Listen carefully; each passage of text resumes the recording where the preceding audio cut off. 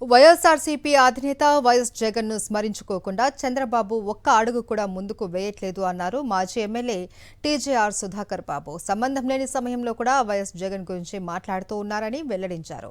Super 6 హామీలను అమలు చేయడంలో చంద్రబాబు పూర్తిగా విఫలమయ్యారు అని ఆరోపించారు. మేనిఫెస్టోను మనీఫెస్టోగా మార్చారు అన్నారు. చంద్రబాబు మాట మీద నిలబడతారనే చరిత్ర ఏనాడు లేదు అన్నారు సుధాకర్ బాబు.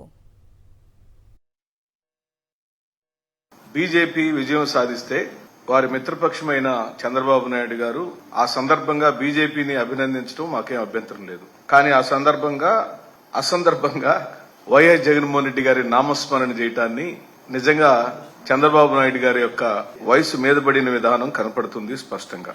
అంటే చంద్రబాబు నాయుడు గారు అమరావతిలో ప్రెస్ మీట్ పెట్టినా వైఎస్ జగన్మోహన్ రెడ్డి నామస్మరణే, వాళ్ళ బ్యాచ్ అందరితో కూర్చొని మాట్లాడుకున్నా వైఎస్ జగన్మోహన్ రెడ్డి గారి నామస్మరణే, కేబినెట్ మీటింగ్ జరుగుతున్నా వైఎస్ జగన్మోహన్ రెడ్డి గారి నామస్మరణే, ఢిల్లీ వెళ్లినా వైఎస్ జగన్మోహన్ రెడ్డి గారి నామస్మరణే, దావోస్ వెళ్లినా వైఎస్ జగన్మోహన్ రెడ్డి గారి నామస్మరణే. ఏబిసిడీలో ఎక్కడికి వెళ్లినా వైఎస్ జగన్మోహన్ రెడ్డి గారిని స్మరించుకోకుండా ఈ రాష్ట్ర ముఖ్యమంత్రి ఒక్క అడుగు కూడా ముందుకు వేయలేకపోతున్నాడు.